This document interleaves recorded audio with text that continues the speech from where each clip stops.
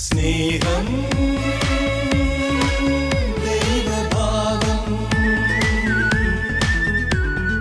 കുടുംബം ദൈവദാനം അതിലെന്നും നമ്മൾ വളരാൻ ഉള്ളിൽ നിറയണം സ്നേഹക്കൂടാരം സ്നേഹക്കൂടാരം സ്നേഹക്കൂടാരം സ്നേഹക്കൂടാരം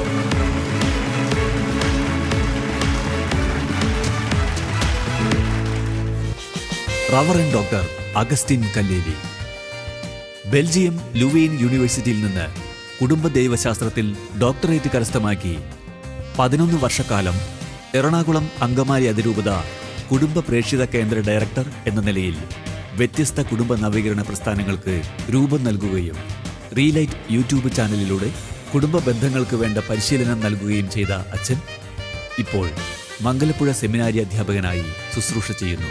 കുടുംബ ബന്ധങ്ങളുടെ കെട്ടുറപ്പ് കൂടുതൽ വ്യക്തമാക്കുന്ന സ്നേഹക്കൂടാരം ഫാമിലി ബീറ്റ്സിൽ വ്യത്യസ്ത മേഖലകളിൽ പ്രവർത്തിക്കുന്ന ദമ്പതിമാരോടൊപ്പം സ്വാഗതം ചെയ്യാം ഫാദർ അഗസ്റ്റിൻ കല്ലേലി. സ്നേഹക്കൂടാരം ഫാമിലി ബീറ്റ്സിലേക്ക് എല്ലാ പ്രേക്ഷകർക്കും ഒരിക്കൽ കൂടി ഹൃദ്യമായ സ്വാഗതം. പ്രിയമുള്ളവരെ, ഇന്ന് നമ്മൾ ചർച്ച ചെയ്യാനായിട്ട് പോകുന്ന വിഷയം വൃദ്ധരായ മാതാപിതാക്കളെ വീട്ടിൽ സംരക്ഷിക്കണോ അതോ വൃദ്ധഭവനത്തിലാക്കണം. ഇന്ന് വളരെ പ്രധാനപ്പെട്ട കാര്യമാണത്. കാരണം മക്കളും മരുമക്കളൊക്കെ രണ്ടുപേരും വീടിന് പുറത്ത് ജോലിക്ക് പോകുമ്പോൾ മാതാപിതാക്കളെ സംരക്ഷിക്കുന്നത് വലിയൊരു വെല്ലുവിളിയായിട്ട് വരികയാണ്. നമുക്ക് എങ്ങനെ കൈകാര്യം ചെയ്യാമെന്ന് നമുക്ക് ചർച്ച ചെയ്യാം. ഇന്നത്തെ ഷോയിൽ പങ്കെടുക്കുന്ന ദമ്പതികളെ പരിചയപ്പെടാം. പ്ലീസ്, എന്താ പേര്? പേര് Noel. Noel. Noel and Minu. Minu. നിങ്ങൾക്ക് രണ്ടുപേർക്കും ഹൃദ്യമായ സ്വാഗതം. നിങ്ങളുടെ പേര്? ബെന്നി. ബെന്നി ആൻഡ് ജിംസി ബെന്നി. ജിംസി ബെന്നി. ഓക്കെ, അപ്പൊ നിങ്ങൾക്ക് രണ്ടുപേർക്കും നമ്മുടെ ഈ ഷോയിലേക്ക് സ്വാഗതം. ജീവൻ ജോസ്. ജീവൻ ആൻഡ് നിത്യജീവൻ. നിത്യ. ഓക്കെ, നിങ്ങൾക്ക് രണ്ടുപേർക്കും നമ്മുടെ ഷോയിലേക്ക് ഹൃദ്യമായ സ്വാഗതം. നിങ്ങളുടെ പേര്? എൻ്റെ പേര് Henry. Henry. Henry and Jisha. Jisha. അപ്പൊ നിങ്ങൾക്ക് നമ്മുടെ ഈ ഷോയിലേക്ക് സ്നേഹപൂർവ്വം സ്വാഗതം. Thank you. പ്രിയമുള്ളവരെ, മാതാപിതാക്കൾ ഒഴിച്ചുകൂടാനാകാത്ത ഒരു സാന്നിധ്യമാണ്. പ്രായമായ മാതാപിതാക്കൾ നമ്മളൊക്കെ വളർത്തി വലുതാക്കിയവര് അവരുടെ വാർദ്ധക്യത്തിൽ എങ്ങനെ നമുക്ക് അവരെ കെയർ ചെയ്യാം, അതിനുള്ള 2 ഓപ്ഷനാണ്. ഒന്നുകിൽ വൃദ്ധഭവനത്തിലാക്കാം, അല്ലെങ്കിൽ നമ്മുടെ വീട്ടിൽ തന്നെ പൊന്നുപോലെ നോക്കാം. ഏത് വേണമെന്നുള്ളത് നമുക്ക് പരിശോധിക്കാം. യെസ്, അമ്മ കൂടെ ഉണ്ടല്ലേ? അമ്മ കൂടെ ഉണ്ട്. എത്ര വയസ്സുണ്ട് അമ്മയ്ക്ക്? 88. 88 വയസ്സുണ്ട്. കഴിഞ്ഞ മാസമായിരുന്നു പിറന്നാൾ. കഴിഞ്ഞ മാസം പിറന്നാളായിരുന്നു. ഓക്കെ, 88 വയസ്സായ അമ്മയുടെ കൂടെയുള്ള ജീവിതം എങ്ങനെയുണ്ട്? സന്തോഷമായിട്ട് എനിക്ക് തോന്നിയിട്ടുണ്ട്. സന്തോഷമാണ്. രണ്ടുപേർക്കും വളരെ സന്തോഷമാണ് അല്ലേ? അങ്ങനെ ഒരു അമ്മ നമ്മുടെ വീട്ടിലുള്ളത് നല്ലതാണല്ലേ? പല കാര്യങ്ങൾ കൊണ്ടും നല്ലതാണ്. അല്ല, ബുദ്ധിമുട്ടുകളുണ്ട്, എന്നാൽ സന്തോഷമാണ്. അതെ, അത്ര എളുപ്പമല്ലേ ഇവരെ സംരക്ഷിക്കുക എന്ന് പറയുന്നത്? വളരെ ബുദ്ധിമുട്ടുള്ള കാര്യമാണ്. ഓക്കെ, ഇന്നത്തെ കാലഘട്ടത്തിൽ മിക്കവാറും കുടുംബങ്ങളിലൊക്കെ രണ്ടുപേരും മക്കളും മരുമക്കളൊക്കെ ജോലിക്ക് പോകുന്നവരാണ്, വീടിന് പുറത്ത് പോകുന്നവരാണ്. അപ്പൊ നമ്മുടെ ചോദ്യം ഇതാണ്: ഈ പ്രായമായ മാതാപിതാക്കളെ വീട്ടിൽ തന്നെ നോക്കണോ അതോ ഒരു നല്ലൊരു വൃദ്ധഭവനത്തിലാക്കണോ? എന്താ നിങ്ങളുടെ അഭിപ്രായം? അത് ഓരോരുത്തരുടെ സാഹചര്യങ്ങൾ അനുസരിച്ചായിരിക്കും എന്നാണ് വ്യക്തിപരമായിട്ട് എൻ്റെ അഭിപ്രായം. എന്നെ സംബന്ധിച്ചിട്ട് ഇനി ഏത് സാഹചര്യം വന്നാലും ഞാൻ വൃദ്ധസദനത്തിലാക്കില്ല എന്നുള്ളത് സത്യം. ഏത് സാഹചര്യം വന്നാലും ആക്കില്ല. കാരണം നമ്മളെ കുട്ടിയായിരുന്നപ്പോൾ അവര് വളരെയേറെ നമ്മളെ ശ്രദ്ധിച്ച് നോക്കിയിട്ടുണ്ട്, വളരെ ശ്രദ്ധിച്ചിട്ടുണ്ടാവും. കാരണം അന്നത്തെ കാലം എന്ന് പറഞ്ഞാൽ ദാരിദ്ര്യമുള്ള കാലം. ആ കാലത്ത് നമ്മളെ നോക്കിയിരുന്നുവെങ്കിൽ ഇന്ന് നമ്മൾ അവരെ നോക്കാൻ കടപ്പെട്ടവരാണ്. മാതാപിതാക്കളെ നോക്കിയില്ലെങ്കിൽ അത് വിശുദ്ധ ഗ്രന്ഥം തന്നെ പറയുന്നത് 7 തലമുറ അനുഭവിക്കേണ്ടി വരും എന്ന് പറയുന്നത്. 7 തലമുറ അനുഭവിക്കേണ്ടി വരും എന്ന് പറയുന്നുണ്ട് അല്ലേ? അപ്പൊ അതുകൊണ്ട് നമ്മള് പ്രായമായ മാതാപിതാക്കൾ നമുക്ക് അത്രയ്ക്ക് പ്രഷ്യസ് ആണ്. തീർച്ചയായും അല്ലെ? അതുകൊണ്ട് അവരെ വൃദ്ധഭവനത്തിൽ ഒരിക്കലും ആക്കൂല. അങ്ങനെയല്ല ഞാൻ പറഞ്ഞത്. ഇപ്പോ വീട്ടിൽ രണ്ടുപേരും ഇല്ല എങ്കിൽ ഒരാളെ വെച്ച് നോക്കാം എന്നുള്ളതാണ് മറ്റൊരു കാര്യം, മറ്റൊരു ഓപ്ഷൻ. അപ്പോഴും വീട്ടിൽ തന്നെ നോക്കുക എന്നുള്ളതാണ് എന്നെ സംബന്ധിച്ചിട്ട് എനിക്ക് അതാണ് നമ്മുടെ ഫസ്റ്റ് പരിഗണന. അതിന് വേണ്ടിയിട്ടാണ്. തീർച്ചയായിട്ടും. അല്ലെ, വീട്ടിൽ തന്നെ നോക്കുക. വീട്ടിൽ നോക്കുക, അല്ലെ? വൃദ്ധഭവനത്തിലാക്കണ്ട. വൃദ്ധഭവനത്തിലാക്കാതിരിക്കുക എന്നുള്ളതാണ്. അതെ, അതെന്തുകൊണ്ടാണ് വൃദ്ധഭവനത്തിലാക്കണ്ടെന്ന് പറയുന്നത്? അവർക്ക് അത്രയും ഒരു സ്നേഹം അവിടെ. നമുക്ക് വൈകുന്നേരം ആകുമ്പോൾ വീട്ടിൽ വരാലോ. രണ്ടുപേരും ജോലിക്കാരാണെങ്കിൽ പോലും അവർക്ക് വൈകുന്നേരം ആകുമ്പോൾ അവർ വീട്ടിൽ വരാം. ശരി. അപ്പൊ വീട്ടിൽ നമ്മുടെ വീട്ടിലാണെങ്കിൽ ഒരു ഫാമിലി ടച്ച് ഉണ്ടാവും അല്ലേ? അതുണ്ടാവും. അവർ ഒറ്റപ്പെടില്ല. അവിടെ ചിലപ്പോൾ അവർക്ക് ഫ്രണ്ട്സ് ഉണ്ടാകാം, എങ്കിൽ പോലും ഒരു അവരുടെ ആ ഒരു സ്വാതന്ത്ര്യം നഷ്ടപ്പെടും അവിടെ. സ്വാതന്ത്ര്യം നഷ്ടപ്പെടും. ശരിയാണ്. ഒത്തിരിയേറെ പരിമിതികളിലേക്ക് അവർ മാറും. പരിമിതികളിലേക്ക് വിടും. ആ ടൈമിങ്, ഭക്ഷണം, അതുപോലുള്ള അതൊക്കെ കിട്ടുമായിരിക്കും. അതൊക്കെ സമയത്തായിരിക്കാം. പക്ഷെ ഇവിടെ അവർക്ക് ഇഷ്ടമുള്ള സമയത്ത് എന്തും ചെയ്യാവുന്ന ഒരു സ്വാതന്ത്ര്യം ഉണ്ടാവും വീടാവുമ്പോൾ. പിന്നെ നമ്മൾ വളർത്തിയ മക്കളെ ഇങ്ങനെ കണ്ടുകൊണ്ടിരിക്കുമ്പോൾ തീർച്ചയായിട്ടും നമ്മുടെ മക്കൾ അത് കണ്ടു പഠിക്കാനായിട്ട് ശരിക്കും ഹെൻറി ചേട്ടന് വീട്ടിൽ തന്നെ തങ്ങാനാണ് ഉദ്ദേശം. സംശയമില്ല. മക്കള് അല്ല, എന്റെ മക്കൾ അത് കണ്ടുപഠിക്കണമെന്നാണ് ഞാൻ വിചാരിക്കുന്നത്. അതെ, ഞാൻ എന്റെ അമ്മയെ സ്നേഹിക്കുന്നത് എന്റെ മക്കൾ കണ്ടുപഠിക്കണം. അപ്പോഴാണ് ഞാൻ ചെയ്യുന്ന പോലെ അവരെനിക്ക് ചെയ്യണമെന്ന് ഞാൻ ആഗ്രഹിക്കുന്നില്ല. അതുണ്ടാവാനും പോലും ദയവായിട്ട് വൃദ്ധഭവനത്തിൽ കൊണ്ടുപോയി ആക്കരുതേ എന്നൊരു അപേക്ഷ എനിക്ക് എല്ലാവരോടും പറയാനുണ്ട്. മക്കളോടുണ്ട് അല്ലെ? എല്ലാവരോടും പറയാൻ അല്ലെ എന്ന് പറയണോ? ഭാര്യ എന്ന് പറയണോ? ജിഷ ഞങ്ങളുടെ കൂടെ തന്നെ താമസിപ്പിക്കാനാണ് താല്പര്യപ്പെടുന്നത്. കൂടുതൽ താമസിക്കാം. ഓക്കെ, യെസ്, കൊള്ളാം, നമുക്ക് നോക്കാം. ഓക്കെ, കൊള്ളാം. അവരുടെ അഭിപ്രായത്തില് വൃദ്ധരായ മാതാപിതാക്കൾ വീട്ടിൽ തന്നെ നിൽക്കണം. അത് അവർക്കൊരു സന്തോഷമാണ്, കുടുംബത്തിന്റെ ഒരു പ്രത്യേകമായ ഒരു സുഖം, ഒരു ടച്ച്. ഓക്കെ, നിങ്ങളുടെ ഈ വളരെ ചെറുപ്പക്കാരായ ദമ്പതികളോട് ചോദിക്കും. ഇവർ പുതിയ തലമുറയെ പ്രതിനിധീകരിക്കുകയാണല്ലോ. കല്യാണം കഴിഞ്ഞിട്ട് 3 വർഷം എത്തിയിട്ടുള്ളൂ, ചെറുപ്പമാണ്. നിങ്ങളുടെ ഒരു കാഴ്ചപ്പാട് എങ്ങനെയാണ്? ഇന്നത്തെ തലമുറയിൽ തന്നെയുള്ള ഒരു കാഴ്ചപ്പാട് എങ്ങനെയായിരിക്കും? രണ്ടുപേരും ജോലി ചെയ്യുന്നു എന്നുള്ളത് ഒരു യാഥാർത്ഥ്യമാണ്. ഇപ്പം അതെ, ഞങ്ങൾ രണ്ടുപേരും ജോലി ചെയ്യുന്നു. ഞങ്ങളുടെ പേരൻസ് രണ്ടുപേരും ജോലി ചെയ്തിരുന്നു. ഞങ്ങളുടെ ഗ്രാൻഡ് പേരൻസ് രണ്ടുപേരും ജോലി ചെയ്തിരുന്നു. ഗ്രാൻഡ് പേരൻസിന്റെ ഗ്രാൻഡ് ഫാദറിനെ വീട്ടിൽ നോക്കിയ കാലം തൊട്ട് നമുക്ക് കഥകൾ കേട്ട് പരിചയമുണ്ട്. ഫാദർ പേരൻസിനെ നോക്കിയ കാര്യങ്ങളും നമ്മൾ നേരിട്ട് കണ്ടിട്ടുണ്ട്. പേരൻസിനെ നോക്കാൻ അത്രയും സന്തോഷം. ഇപ്പം മിനുവിൻ്റെ വീട്ടിലാണെങ്കിൽ മിനുവിൻ്റെ ഗ്രാൻഡ് മദറൊക്കെ ഉണ്ട്. ഇപ്പോഴും നമ്മളെല്ലാം വളരെ കാര്യമായിട്ടാണ് നോക്കുന്നത്. ഇതിൻ്റെ ഒരു കോണ്ടെക്സ്റ്റുവലായിട്ട് എനിക്ക് ചെറിയൊരു അഭിപ്രായം ഇതിനകത്ത് പേരൻസിൻ്റെ താല്പര്യം കൂടെ നോക്കുക എന്നുള്ളതാണ്. അവർക്ക് നമ്മുടെ കൂടെ നിൽക്കാനാണോ താല്പര്യം, അതോ ഒരു കെയർ ഹോമിൽ പോകാനാണോ താല്പര്യം എന്നുള്ളത് നോക്കി അവരുടെ ഇഷ്ടം പോലെ ചെയ്യുക എന്നുള്ളത്. ഞങ്ങൾ കൊച്ചിനെ നോക്കാൻ പലപ്പോഴും ആഗ്രഹിച്ചിട്ടുണ്ട്. പേരൻസ് ഞങ്ങളുടെ വന്ന് നിന്നിരുന്നെങ്കിൽ കൊച്ചിനെ നോക്കാൻ എളുപ്പമുണ്ട്. അതെ, കുഞ്ഞുണ്ട്. ബേബി സിറ്ററായിട്ട് വന്ന് ഒത്തിരി വിദേശ രാജ്യങ്ങളിൽ നമ്മുടെ കസിൻസിന്റെ ഒക്കെ ആൾക്കാർ, ആന്റിമാരും അങ്കിൾമാരും ഒക്കെ ഇങ്ങനെ പോയി നിൽക്കുന്നുണ്ട്. പക്ഷെ അത് അവരുടെ സ്വാതന്ത്ര്യത്തെ ഹനിക്കുന്ന ഒരു കാര്യമാണെന്നുള്ള തിരിച്ചറിവിലാണ് നമ്മൾ അങ്ങനെ ഒരു ഒരിക്കലും നിർബന്ധിക്കുന്നില്ല. ഈ പറഞ്ഞ വൃദ്ധസദനങ്ങളോ കെയർ ഹോമുകളാണെങ്കിലും അവർക്ക് അങ്ങനെ പോകാൻ താല്പര്യമുണ്ടെങ്കിൽ അതിനുള്ള സംവിധാനം നമ്മൾ ചെയ്തു കൊടുക്കണം. അത് സാമ്പത്തിക ചെലവുള്ള കാര്യമാണ്. ചെലവുണ്ട്. പിന്നെ ആരും ഫ്രീ ആയിട്ട് വൃദ്ധസദനത്തിൽ ശരിയാ. പേരൻസിന് അങ്ങനെ താല്പര്യം ഉണ്ടെങ്കിൽ അതിനുള്ള ചെലവ് നമ്മൾ കണ്ടെത്തുക എന്നുള്ളതാണ്. ഇപ്പൊ നോയൽ പ്രായമായി വരാണെങ്കിൽ what will be your preference?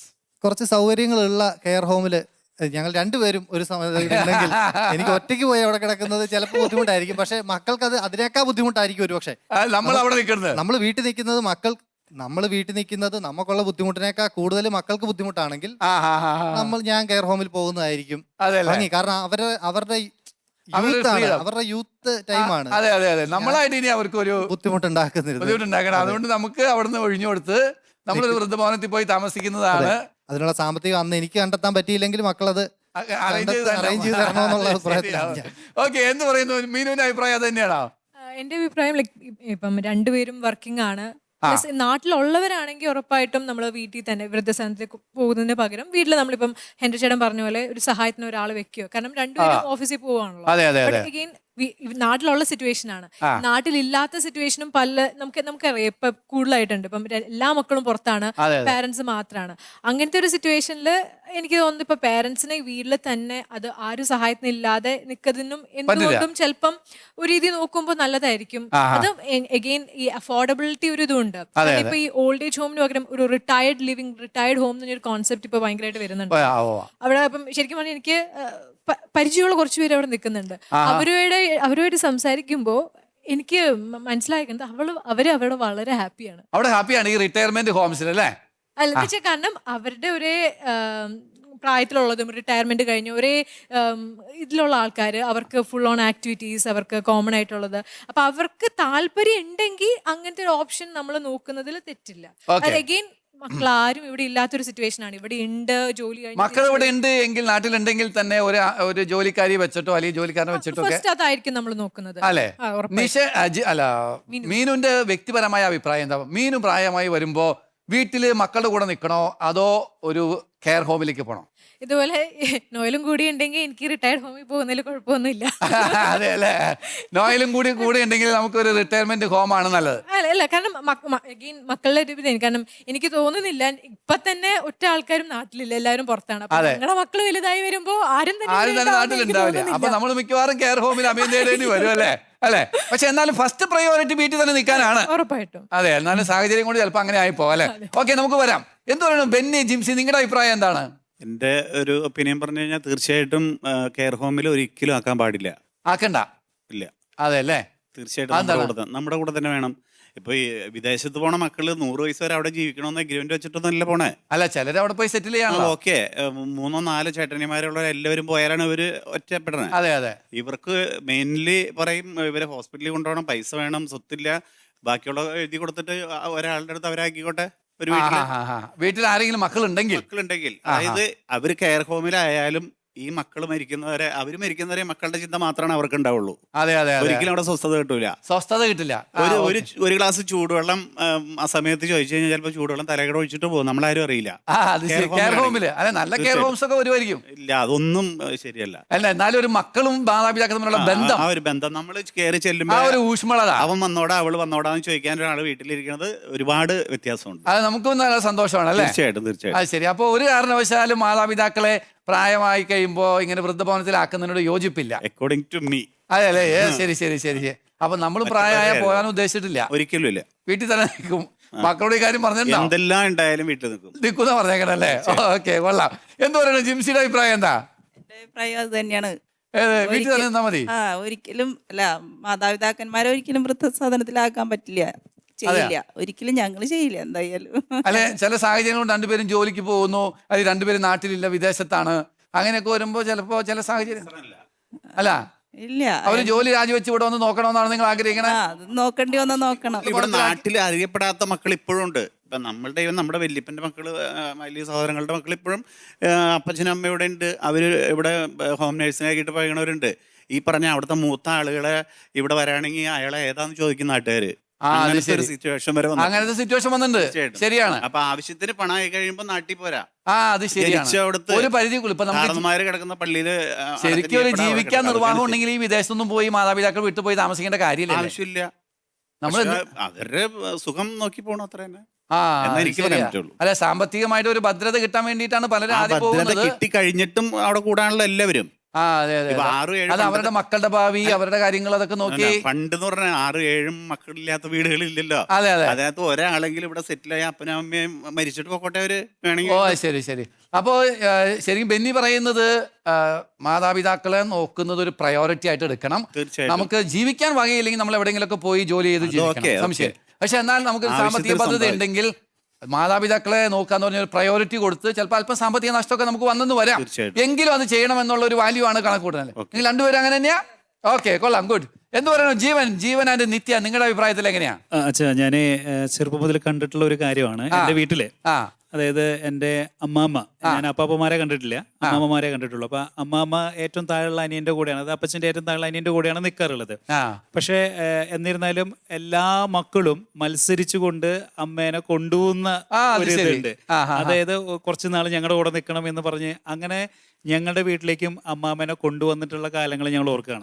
ഞങ്ങളെ സംബന്ധിച്ച് വളരെ സന്തോഷമുള്ള ഒരു അത് അതിലുപരി ഒരു വീതം വെപ്പ് ഉണ്ടാ, 30 ദിവസം നിന്റെ വീട്ടിൽ 30 ദിവസം എന്റെ വീട്ടിൽ. ഇത് പറയേണ്ടത് സ്നേഹം കൊണ്ട് കൊണ്ടുപോകണം. മറ്റത് കറക്റ്റ് 30 ദിവസം അപ്പൊ പണ്ടത്തെ സിസ്റ്റം ഇപ്പൊ അതില്ല. അപ്പൊ അങ്ങനെ സ്നേഹത്തോടെ എല്ലാവരും മത്സരിച്ച് കൊണ്ടുപോകാൻ ആഗ്രഹിക്കുന്ന ഒരു സമയം ഉണ്ടായിരുന്നു. അത് കണ്ടിട്ട് ഞാൻ വളർന്നിട്ടുണ്ട്. അപ്പൊ എന്റെ വീട്ടിലെ എന്റെ ഗ്രാൻഡ് മദർ, അതെന്റെ അമ്മാമ്മ ഉണ്ടാകുന്ന നിമിഷങ്ങൾ എന്ന് പറയുന്നത് ഞങ്ങൾക്ക് വലിയ സന്തോഷമുള്ളതാണ്.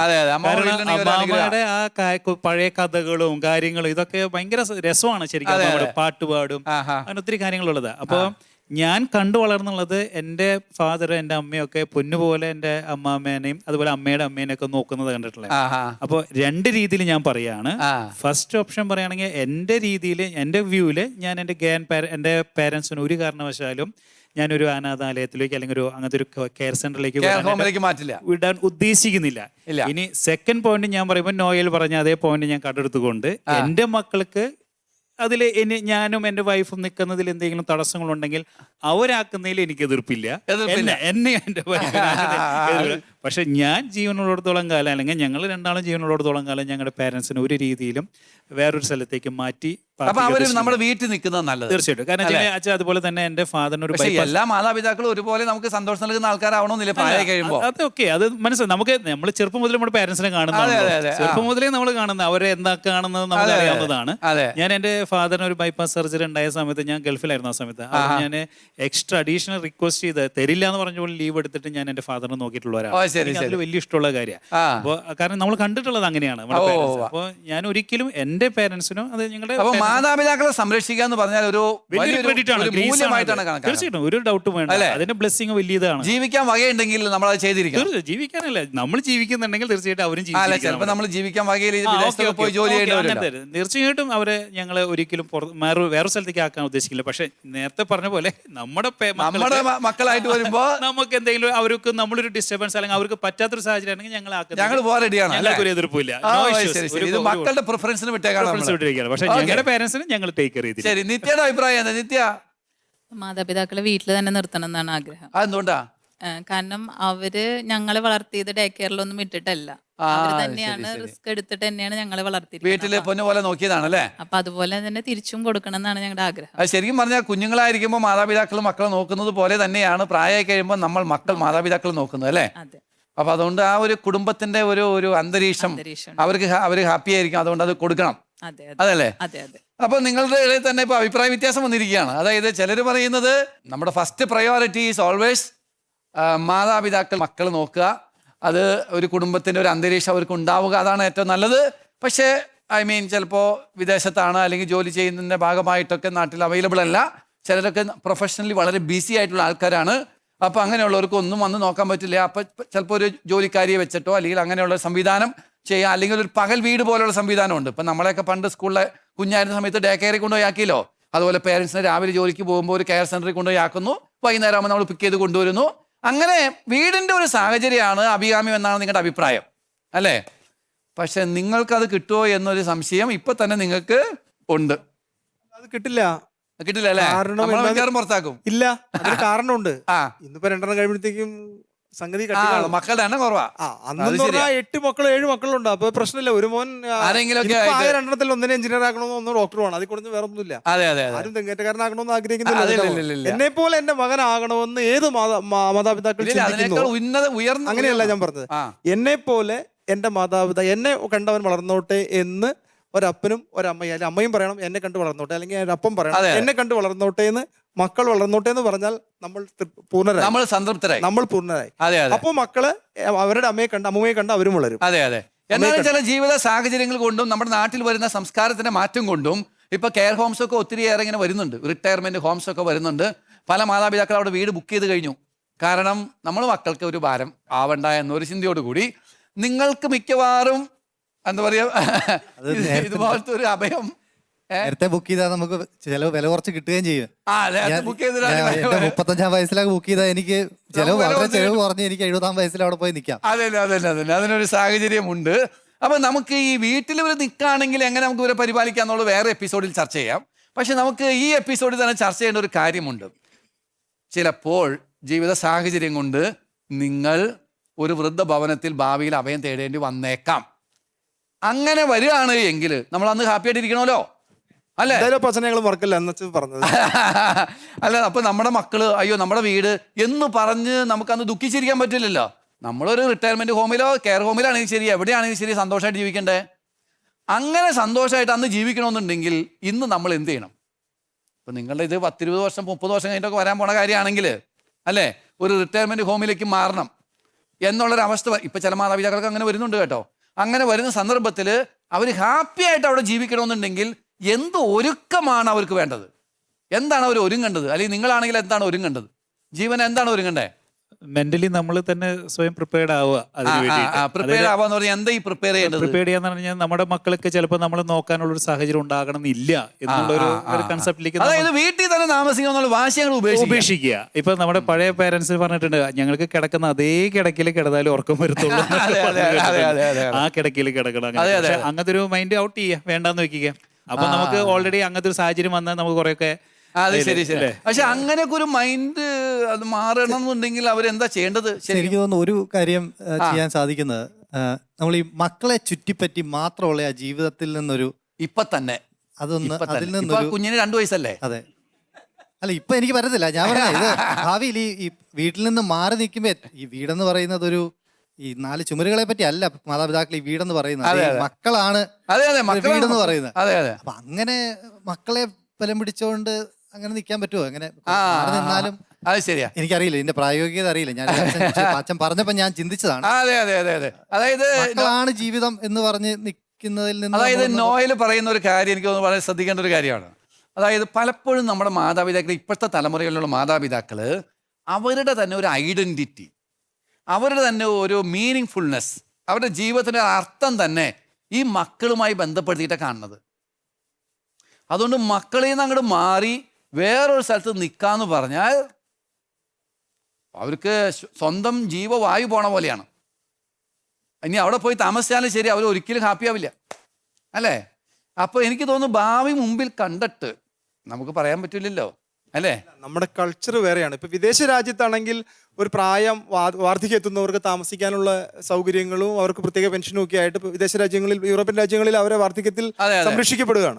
നേരെ മറിച്ച് നമ്മൾ തീർച്ചയായിട്ടും നമ്മുടെ മാതാപിതാക്കളെ പ്രത്യേകം ചെറുപ്പത്തിലെ മുതൽ അവരെ പരിപാലിച്ചു വരുന്ന ഒരു സിസ്റ്റമാണ് പൂർവികരായിട്ട് നമ്മൾ കണ്ടുവരുന്നത്. അപ്പൊ നമ്മളും അത് പിന്തുടർന്നു വരുന്നു. പിന്നെ അവർക്ക് മക്കളെ കല്യാണം കഴിപ്പിക്കാൻ മാതാപിതാക്കൾക്ക് ഭയങ്കര തിരക്കായിരിക്കും. കല്യാണം കഴിപ്പിച്ചു കഴിഞ്ഞാലാണ് പിന്നെ പ്രശ്നം. ഭയങ്കര തിരക്കായിരിക്കും മാതാപിതാക്കൾക്കും. ഞാൻ പറഞ്ഞു വരുന്നത്, നമുക്കിപ്പോ അതായത് 2 വിധത്തിൽ ഇതിനെ കാണാം. ഒന്ന്, വീട്ടിൽ തന്നെ നിൽക്കാനാണ് നമ്മുടെ ഇഷ്ടം, നല്ല കാര്യം തന്നെ. അത് അങ്ങനെയാണെങ്കിൽ അതിനേതായ ഒരു രീതി നമുക്ക് വേണം. എന്നാൽ ചിലപ്പോൾ മക്കളുടെ ജീവിത സാഹചര്യം കൊണ്ട് ചിലപ്പോൾ നമ്മളൊരു കെയർ ഹോമിൽ പോയി താമസിക്കേണ്ടി വന്നേക്കാം. അതിനും ഒരു പ്രിപ്പറേഷൻ നമുക്ക് ആവശ്യമാണ്. അപ്പോൾ അവിടെയാണ് ഈ പറഞ്ഞ കാര്യം വരുന്നത്. ഇപ്പം തന്നെ നമ്മുടെ ജീവിതത്തെ ഒന്ന് ഓറിയൻറ്റ് ചെയ്യുക. എന്താണ്? മക്കളല്ല നമ്മുടെ എല്ലാം. പക്ഷെ പണ്ടേ ഒടുങ്ങി നമ്മൾ വിചാരിച്ചിരിക്കുന്ന കാര്യം അതാണ്, നമ്മുടെ മാതാപിതാക്കൾ, അല്ലേ? നമ്മളെ ചുറ്റിപ്പറ്റിയാണ് എല്ലാം, ശരിയല്ലേ? അപ്പോൾ മക്കളുടെ ഭാവി, മക്കളുടെ സന്തോഷം, മക്കളുടെ എല്ലാം, കല്യാണം കഴിഞ്ഞാലും ശരി, പിന്നെ കുഞ്ഞുമക്കളുടെ, ഇങ്ങനെ അവരുടെ അന്വേഷണം പോയിക്കൊണ്ടിരിക്കുകയാണ്. അപ്പോൾ അതുകൊണ്ട് ഒരുങ്ങാനുള്ള നല്ലൊരു മാർഗം എന്നുള്ളത് അത് പതുക്കെ ഒന്നങ്ങോട്ട് ഡിസോഷിയേറ്റ് ചെയ്യുക എന്ന് വെച്ച് കഴിഞ്ഞാൽ പതുക്കെ ഒരു അകലം നമ്മൾ വെക്കണം, അല്ലേ? മാതാപിതാക്കളും മക്കളും തമ്മിലുള്ള ഒരു ബന്ധമുണ്ട്. എന്നാൽ ബന്ധത്തിൽ തന്നെ ചെറിയൊരു ഡിസ്റ്റൻസ് നമ്മൾ വെക്കണം. നമ്മൾ ജീവിക്കുന്ന മക്കൾക്ക് വേണ്ടിയാണോ? ഇപ്പൊ ജീവിക്കുന്നത് മക്കൾക്ക് വേണ്ടിയാണ്. ഇപ്പൊ ജീവിക്കുന്നത് മക്കൾക്ക് വേണ്ടിയാണ്. അത് ശരിയാണ്. ഒരിക്കലും ഞാൻ അതിനോട് യോജിക്കില്ല. ഞാൻ ഒരിക്കലും മക്കൾക്ക് വേണ്ടി ജീവിക്കാറില്ല. മക്കൾക്ക് വേണ്ടി ജീവിക്കാറില്ല. ജീവിക്കുന്നത് മണ്ടത്തരമാണെന്ന് വിശ്വസിക്കുന്ന ഒരാളാണ് നമ്മൾ. നമുക്ക് വേണ്ടി ജീവിക്കണം. തീർച്ചയായിട്ടും മക്കളെ സ്നേഹിക്കണം. Keep A hand of distance always എന്ന് ഞാൻ പറയുള്ളൂ. കാരണം മക്കൾക്ക് വേണ്ടി നമ്മൾ ജീവിക്കണം. പക്ഷെ നമുക്ക് വേണ്ടി ജീവിച്ചിട്ട് മക്കൾക്ക് വേണ്ടി ജീവിക്കണം. ശരിയാണ്. പക്ഷെ ഇപ്പൊ കുഞ്ഞുങ്ങളൊക്കെ ആയതുകൊണ്ടേ അല്ലെ, ഇപ്പോഴത്തെ ഒരു സെൻസ് ഓഫ് പർപ്പസ് വരുന്നത് തന്നെ മക്കളുള്ളത് കൊണ്ടാണ്. നമുക്കൊരു ലൈഫിൽ ഒരു വാംത്ത് കിട്ടുന്നത്, അല്ലേ? ജോലി കഴിഞ്ഞ് വരുമ്പോൾ ഒരു കുഞ്ഞു ഓടി നമ്മുടെ അടുത്തേക്ക് വരുന്നു, നമ്മുടെ മടി കയറിയിരിക്കുന്നു, അതിൻ്റെ കൊഞ്ചലുകൾ ഇതൊക്കെ കാണുമ്പോൾ നമുക്ക് എന്തോ ഒരു ലൈഫിലൊരു വലിയൊരു മീനിങ് ഫുൾനെസ് ഫീൽ ചെയ്യുന്നുണ്ടാവും. അത് ഈ പ്രായത്തിൽ. പക്ഷെ അത് പതുക്കെ പതുക്കെ നമ്മൾ അവരെ മാറ്റും, അല്ലേ? ശരിക്കും പറഞ്ഞാൽ ഹെൻറി ചേട്ടൻ പറഞ്ഞ പോലെ തന്നെ ഇപ്പം തുടങ്ങി നമ്മൾ നമുക്ക് വേണ്ടി ജീവിക്കണം എന്ന് വെച്ചാൽ മക്കളോട് ഉത്തരവാദിത്തം വേണ്ടെന്നല്ല, ഉത്തരവാദിത്തം നിർവഹിക്കണം. പക്ഷെ അതേസമയം തന്നെ എല്ലാം അവരെ ചുറ്റിപ്പറ്റിയാണ്. എൻ്റെ സന്തോഷം മുഴുവനും അവരുടെ സന്തോഷമാണെന്നുള്ള രീതിയിൽ വന്നാൽ ഈ പറഞ്ഞ കെയർ ഹോമൊന്നും നമുക്ക് പടി കാണാൻ പറ്റില്ല. പടി കണ്ടാൽ തന്നെ നമ്മൾ എന്നും അവിടെ ദുഃഖിച്ച് ജീവിക്കേണ്ടി വരും. അപ്പം ശരിക്കും പറഞ്ഞു കഴിഞ്ഞാൽ ഇപ്പം തുടങ്ങിയ ഒരു സെൽഫ് കെയർ വേണം. ഇപ്പം നേരത്തെ നോയൽ പറഞ്ഞു ഇവള് കൂടെ വരാണെങ്കിൽ ഞാൻ കെയർ ഹോമിൽ പോവാന്ന്, അല്ലേ? കൂടെ വന്നോന്നുണ്ടെങ്കിൽ ചില കാര്യം ഇപ്പം ചെയ്യണം, വേണ്ടേ? അല്ലെങ്കിൽ പറയും നീ പൊക്കോ, ഞാൻ പറ്റില്ല എന്ന് പറയും, അല്ലേ? ശരിക്കും പറഞ്ഞു കഴിഞ്ഞാൽ നമ്മൾ മക്കളുണ്ടായി കഴിയുമ്പോൾ പലപ്പോഴും മക്കളുടെ കാര്യത്തിൽ ശ്രദ്ധ ചെലുത്തിയിട്ട് ഈ ഭാര്യ ഭർത്തൃ ബന്ധത്തിൻ്റെ ആ ഒരു ഊഷ്മളതയെ ചിലപ്പോൾ അങ്ങനെ നഷ്ടപ്പെട്ടു. അത് അച്ഛൻ മിക്ക വീടുകളിലും കണ്ടുവരുന്ന ഒരു കാര്യമുണ്ട്. നമ്മൾ കാണുന്ന എൻ്റെ ജീവിതാനുഭവം വെച്ചിട്ട് ഞാൻ പറയുന്നത് ഒത്തിരി കാര്യങ്ങളുണ്ട്. അതായത് ആൺമക്കൾ വലുതായി കഴിഞ്ഞാൽ സാധാരണ അമ്മയോട് ചേരുകാറാ പതിവ്, ആ വീട്ടിൽ അപ്പൻ ഒറ്റപ്പെടുകാറാ പതിവ്. മിക്ക വീടുകളുടെയും ഒരു അവസ്ഥയാണ് അങ്ങനെ കണ്ടുവരുന്നത്. മാതാപിതാക്കൾ ആൺമക്കളോടായിരിക്കും ഈ അപ്പനും അമ്മയും മക്കളുമായുള്ള ബന്ധത്തിൽ കൂടുതൽ സന്തോഷം കണ്ടെത്തുക അവർ തമ്മിലുള്ള ബന്ധത്തേക്കാൾ. അത് അപകടകരമാണ്. എനിക്ക് തോന്നുന്നു ശ്രദ്ധിക്കേണ്ട വളരെ പ്രധാനപ്പെട്ട ഒരു കാര്യമാണ്. ഇപ്പം തന്നെ ജീവിക്കുമ്പോൾ നിങ്ങൾ ഓർക്കണം, മക്കൾ നിങ്ങളെ വിട്ടുപോകും, അല്ലേ? വിട്ടുപോകുമ്പോൾ ഇനി നമ്മൾ ഇഷ്ടപ്പെട്ടാലും ഇല്ലെങ്കിൽ അവർ അവരുടെ വഴി നോക്കും, ശരിയല്ലേ? അപ്പം നമ്മൾ നമ്മളുടെ വഴി നോക്കണ്ടേ? ഇപ്പം തന്നെ എന്ന് വെച്ചാൽ നിങ്ങൾ തമ്മിലുള്ള ബന്ധം ഊഷ്മളമായി നിർത്തണം. അപ്പോഴാണ് റിട്ടയർമെന്റ് ഹോമിലേക്ക് പോകുമ്പോഴും ഒരുമിച്ച് പോകാനായിട്ട് പറ്റുന്നത്. ശരിയല്ലേ? അപ്പം നമ്മുടെ ജീവിതത്തിൻ്റെ ഒരു അർത്ഥം അല്ലെങ്കിൽ ജീവിതത്തിൻ്റെ ലക്ഷ്യം, പർപ്പസ് എന്ന് പറയുന്നത് എല്ലാം മക്കളെ ചുറ്റിപ്പറ്റി ആകാതിരിക്കുക. നമുക്ക് നമ്മുടേതായ ജീവിതത്തിനൊരു ലക്ഷ്യമുണ്ട്. അതിൻ്റെ ഭാഗമായിട്ട് മക്കളെയൊക്കെ നമ്മൾ സഹായിക്കും. പക്ഷെ നമ്മുടെ ജീവിതം അത് മാത്രമല്ലെന്ന്. ചിലപ്പോൾ നമ്മൾ വേറെ സോഷ്യൽ കമ്മിറ്റ്മെൻറ്റ് ചെയ്യും, അല്ലേ? മറ്റുള്ളവർക്ക് പരോപകാരം ചെയ്യുന്ന ചില പ്രവർത്തികൾ നമ്മൾ ചെയ്തെന്ന് വന്നേക്കാം. പല കാര്യങ്ങൾ നമ്മൾ ചെയ്യാം. അപ്പം നമുക്കൊരു ഓറിയൻറ്റേഷൻ, കുറച്ചും കൂടി എന്താ പറയുക, തുറന്ന മനസ്സ്, വിശാലമായ ഒരു കാര്യം. പിന്നെ ഇപ്പം തന്നെ നമ്മൾ നിങ്ങളിൽ തന്നെ തൃപ്തി കണ്ടെത്താൻ ശ്രമിക്കണം. മക്കളില്ലെങ്കിൽ തന്നെ നിങ്ങൾക്ക് രണ്ടുപേർക്കും തൃപ്തി ഉണ്ടാവുമോ? അങ്ങനെ ഒന്ന് പരിശീലിക്കണ്ടേ, അല്ലേ? അതും ഇതിൻ്റെ ഒരു ഒരുക്കമാണ്, മനസ്സിലാവുന്നുണ്ട്? അപ്പോൾ ആ തൃപ്തി കണ്ടെത്താനുള്ളൊരു പരിശ്രമം മാത്രമല്ല, നിങ്ങളുടെ ഭാര്യ ഭർത്തൃ ജീവിതം ഇപ്പം തന്നെ മനോഹരമാക്കി അതിലൊരു അർത്ഥം കണ്ടെത്തി മുമ്പോട്ട് പോകും. അപ്പം ശരിക്കും പറഞ്ഞു കഴിഞ്ഞാൽ, ഇൻ കേസ് നമുക്ക് ആഗ്രഹം വീട്ടിൽ തന്നെ താമസിക്കണമെന്നാണ്, പക്ഷെ ചില ജീവിത സാഹചര്യം കൊണ്ട് പറ്റാതെ വന്നാൽ കെയർ ഹോമിലും വളരെ അടിച്ചുപൊളിച്ച് ജീവിക്കാമെന്ന്.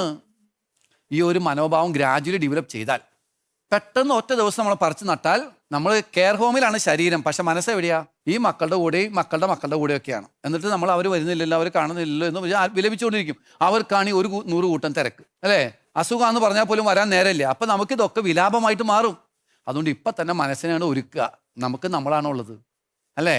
മക്കൾക്ക് മക്കളുടെ ജീവിതമുണ്ട്, അവർ ജീവിക്കട്ടേന്നേ. നമ്മൾ അതിൻ്റെ ഇടയിൽ കയറി അവരുടെ ജീവിതത്തിൻ്റെ എല്ലാ എന്താ പറയുക വിശാലമായ ഒരു സാധ്യതകൾ നമ്മളായിട്ട് കെടുത്തി കളയണ്ട.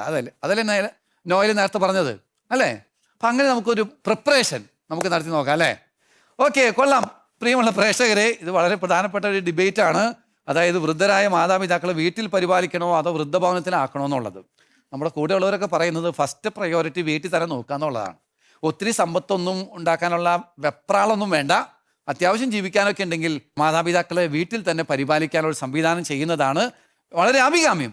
എന്നാൽ ചിലപ്പോൾ ജീവിത സാഹചര്യം കൊണ്ട് ചിലപ്പോൾ കെയർ ഹോമിലേക്കൊക്കെ താമസിക്കേണ്ടി വന്നേക്കാം. അങ്ങനെയാണ് എങ്കിൽ ഇപ്പം തുടങ്ങി ഒരുക്കം തുടങ്ങണം. ജീവിക്കുന്നത് മക്കൾക്ക് വേണ്ടിയിട്ടല്ല, നമുക്ക് വേണ്ടിയാണ് ജീവിക്കുന്നത്. എന്നാൽ മക്കളുടെ ഉത്തരവാദിത്തം നമ്മൾ നിർവഹിക്കുന്നുണ്ട്. മക്കളെ ചുറ്റിപ്പറ്റിയല്ല നമ്മുടെ എല്ലാ ജീവിതത്തിൻ്റെ എല്ലാ സന്തോഷവും. നമുക്ക് നമ്മുടേതായ സന്തോഷമുണ്ട്. നമ്മൾ നമ്മളെ തന്നെ കെയർ ചെയ്യുന്നുണ്ട്. നമ്മുടെ തന്നെ ഭാര്യ ഭർത്തൃ ബന്ധത്തെ ഉറപ്പിക്കുന്നുണ്ട്. അങ്ങനെ വന്നാൽ ഭാവിയിൽ കെയർ ഹോമിലേക്ക് പോകേണ്ടി വന്നാലും വളരെ ഹാപ്പി ആയിട്ട് പോകാനായിട്ട് സാധിക്കും. അങ്ങനെ നല്ലൊരു ഒരുക്കം നടത്താനായിട്ട് നിങ്ങൾക്ക് സാധിക്കട്ടെ എന്ന് ആശംസിക്കുകയാണ്. നമ്മുടെ ബന്ധങ്ങൾ വളരട്ടെ, കുടുംബങ്ങൾ ശക്തിപ്പെടട്ടെ.